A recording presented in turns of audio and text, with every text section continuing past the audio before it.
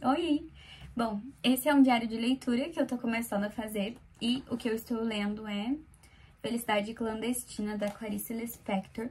Mas antes eu quero agradecer muito ao Rafael Mariano, que comentou no vídeo anterior.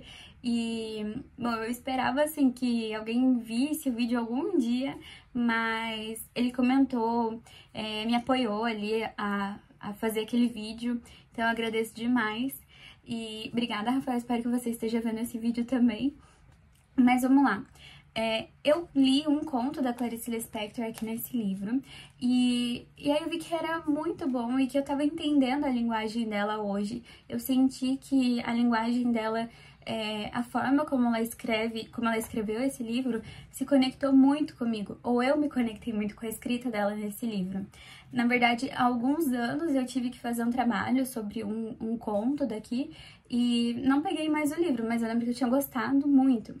E aí eu retomei a leitura e decidi que eu vou continuar lendo. Não tenho um prazo, assim, pra quando eu quero terminar. Provavelmente ano que vem. Mas lendo, assim, aos pouquinhos e aí compartilhando aqui, porque eu tenho muitos insights sobre o texto que eu li. E aí é isso que eu vou compartilhar aqui com vocês. Então, falando a primeira coisa que esse é um livro de contos, mas o Felicidade Clandestina, que é o conto sobre o qual eu vou falar e o conto que dá nome ao livro, ele, na verdade, estava acho que em um jornal, um livro de crônicas da Clarice, e depois veio para esse livro de contos. Aqui diz, inclusive, deixa eu ler para vocês, uma coisa que eu acho que a Clarice mesma escreveu. Ela falou: vamos falar a verdade, isso aqui não é crônica coisa nenhuma. Isto é apenas, não entra em gêneros. Gêneros não me interessam mais. Então, gêneros literários, assim, ela fala que ela não se enquadra, e o que ela escreve não se enquadra em nenhum gênero literário. Então, essa é uma discussão que a gente não precisa se demorar sobre ser um conto ou uma crônica, né? E aí, o primeiro conto, ou primeira crônica, o primeiro texto aqui do livro é o Felicidade Clandestina. Ele tem 4 páginas. Ele é bem curtinho, assim, você lê, tipo, super rápido. Mas, então eu vou explicar um pouquinho o que acontece no conto, e aí depois eu trago algumas reflexões e um outro livro que eu tenho pra indicar relacionado a esse aqui. Então, o que acontece? Esse conto que a Clarice escreveu, ela escreveu adulta, mas é retomando um acontecimento da infância dela. Ela tinha as amigas dela na escola e uma das amigas, ou uma das meninas, que não estava no grupo ali de amigas, mas uma das meninas da sala dela, que ela conhecia, né? Tinha o pai que era dono de uma livraria. E isso encantava todas as meninas, porque elas queriam um livro, pelo menos, de presente, né? E ela sempre dava um cartão postal da cidade delas de presente. Então, o pai dela tinha, tipo, uma livraria inteira, um acervo de livros, e ela pegava um cartão postal pequenininho e dava de presente. E as meninas esperando sempre por um livro, né? Clarice também conta que provavelmente ela tinha inveja dela. Essa menina, que é filha do livreiro, tinha inveja dela, da Clarice, e de suas amigas, porque elas eram todas, assim, mais bonitas, e não tinham o pai livreiro, enquanto essa menina, o pai dela era livreiro, mas ela não tinha essas características físicas, então provavelmente era pra compensar esse sentimento, né? Então ela continua contando ali, e ela diz que, de repente, um dia, essa menina disse que ia emprestar um livro que é As Reinações de Narizinho pra Clarice. E aí ela ficou super feliz, assim, extasiada, ela não conseguiu nem acreditar naquilo. E aí a menina disse: volta aqui, passa na minha casa amanhã que eu te empresto o livro. E aí ela disse, eu vou ler essa parte aqui, que a Clarice explica o que ela sentiu enquanto ela esperava o dia seguinte chegar. Ela fala assim: até o dia seguinte eu me transformei na própria esperança da alegria. Eu não vivia, eu nadava devagar num mar suave, as ondas me levavam e me traziam. Então a descrição dela é perfeita e ela fala sobre como era o sentimento dela indo, assim como a vida ia, levava e trazia ela de volta. Essa era a sensação que ela tinha enquanto ela esperava o dia seguinte. E aí no dia seguinte a menina falou assim, ela foi até a casa dessa menina e o que ela disse foi: eu já emprestei esse livro para outra pessoa, volta amanhã que aí eu te empresto. E assim se seguiram vários e vários dias com a Clarice, uma menina, indo até a casa dessa outra menina e nunca conseguindo emprestar o livro. E era algo que ela queria muito. E aí a mãe dessa menina, de repente, viu o que estava acontecendo, ela se assustou, descobriu o caráter da filha dela, a maldade que aquela filha dela fazia, e disse pra Clarice, olha, pode ficar com o livro e fica com ele quanto tempo você quiser. Então ela finalmente emprestou o livro pra Clarice. E aí quando ela pegou o livro, esse aqui é um spoiler, mas assim, enquanto você lê, você vai vendo o quão incrível é o caminho da leitura, e aí o final, assim, não é só o final o que te surpreende, mas todo o processo da leitura, sabe? Então eu vou contar o que acontece. Então a Clarice, ela finalmente consegue o livro, mas ela não pega e fala assim, não, eu vou devorar esse livro, eu vou ler todo ele até acabar, né? O quanto antes. Ela adia esse momento ao máximo. Ela deixa assim, ela fala aqui que ela vai comer um pão com manteiga pra adiar a leitura. Ela deita na rede e fica com o livro no colo, mas não lê. Mas ela sabe que o livro tá ali, que ela pode ler a qualquer momento. E aí no final, ela não fala sobre como foi devolver o livro, como foi ler o livro. O que ela fala é uma frase maravilhosa, que é: não era mais uma menina com um livro, era uma mulher com seu amante.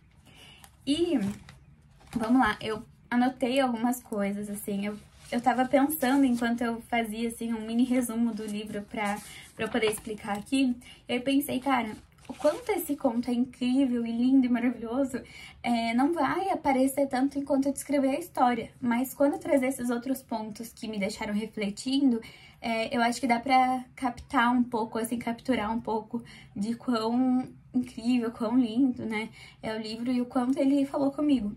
Então, a primeira coisa que eu queria trazer é um outro livro que... Esse livro é A Gente Mira no Amor e Acerta na Solidão, da Anna Sui. E nesse livro, ela traz esse conto da Clarice, que fez, na verdade, eu querer reler o conto. E é um livro que eu indico também. E aqui, ela vai retomar 2 episódios do conto, que aí eu vou explicar pra vocês o que ela fala nesses 2 episódios, né?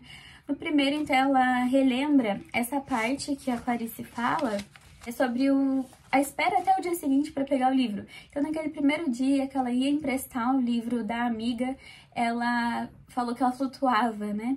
E aí, o que ela fala? A Anna Sui fala sobre esse momento, assim, da Clarice. Que o ser humano, ele sempre busca satisfazer o seu desejo, seja com o prazer ou com a dor. Então, eu fiquei pensando, a Clarice escreveu esse conto, provavelmente encantada e surpresa, claro, não tem como saber exatamente por que ela escreveu, né? Mas provavelmente marcou muito ela o quanto foi prazeroso a satisfação desse desejo de ter o livro. E o quanto foi incrível ter o livro ali, sabe? E o desejo de ter o livro. Ela escreveu por causa do desejo que foi satisfeito com o prazer de ter o livro. Só que a dor de ela não ter o livro provavelmente também levaria ela a escrever. Então a gente se satisfaz no prazer ou na dor, no sofrimento. E, bom, eu imagino que a Clarice teria escrito esse conto se ela não tivesse tido o livro também, para registrar o quanto aquele sofrimento, aquela dor também foi dolorosa e deixou marcas nela pra vida e trouxe uma lição pra vida. Então, a dor, o sofrimento ou o prazer, né, são coisas que a gente busca sempre por causa do nosso desejo pelas coisas. Outra reflexão é de uma frase que eu gostei muito, que é assim: a mãe da menina fala, pode ficar com o livro pelo tempo que quiser. E aí a Clarice escreve, pelo tempo que eu quisesse. É tudo que uma pessoa, grande ou pequena, pode ter a ousadia de querer. E aqui tem 2 coisas que eu percebi. A primeira é que na paixão, quando você se apaixona por alguém, você tem o desejo de que aquela pessoa viva para sempre, ou que vocês possam estar juntos por muito tempo. Enfim, é um desejo de eternidade, sabe? Eu acho que a paixão tá muito relacionada a um desejo de eternidade. E nessa frase aqui da Clarice, eu fiquei pensando muito nisso. E aí também algo que eu quis trazer aqui, que é mais para recomendar, mais a título de curiosidade, é que o professor Clóvis de Barros fala que a felicidade é o desejo de eternidade. Então eu sei que eu estou feliz quando eu quero que o momento dure para sempre.